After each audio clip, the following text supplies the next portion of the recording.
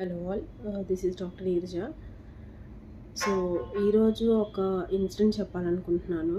అంటే సొసైటీ ఏ రేంజ్లో ఇంకా చాలా టాక్సిక్గా ఇంకా ట్యాబూలో బతుకుతుంది అనేది డిఫైన్ చేయడానికి ఇది ఒక నిదర్శనం అని చెప్పాలన్నమాట. సో మన దగ్గరికి ఒక కపుల్ వచ్చారు. వాళ్ళు న్యాచురల్గా కన్సీవ్ అయ్యారు. మనం 6 వీక్స్ దగ్గర స్కాన్ చేస్తే హార్ట్ బీట్స్ ఇంకా రాలేదమ్మా, సో 2 వీక్స్ తర్వాత రండి అని మనం చెప్పాము. సో వాళ్ళు 8 వీక్స్లో మళ్ళీ వచ్చారనమాట. వచ్చినప్పుడు బేబీకి హార్ట్ బీట్ డెవలప్ అవ్వలేదు.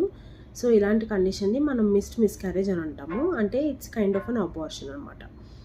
సో బేబీ ఎదగట్లేదమ్మా, సో దానివల్ల మీకు ఇది మోస్ట్లీ వైబుల్ ప్రెగ్నెన్సీ కాదు. సో మెడిసిన్తో ఎప్పుడైతే క్లియర్ చేయొచ్చు, ఎందుకంటే అర్లీ కాబట్టి అని చెప్పి మనం చెప్పాము.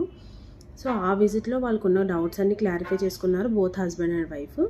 నెక్స్ట్ డే ఈ హస్బెండ్ యొక్క మదర్, అంటే ఆ అమ్మాయి అత్తగారు వచ్చి బిడ్డకి హార్ట్ బీట్ రాకపోవడం ఏంటి, అసలు దీంట్లో ఆ వైఫ్దే లోపం ఉంది, తల్లి వల్లే బిడ్డకి హార్ట్ బీట్ రాలేదు అని ఆవిడ్ని కంటిన్యూస్గా బ్లేమ్ చేస్తూనే ఉన్నారు, ఎవరైతే పేషెంట్ ఉన్నారో ఆవిడ్ని.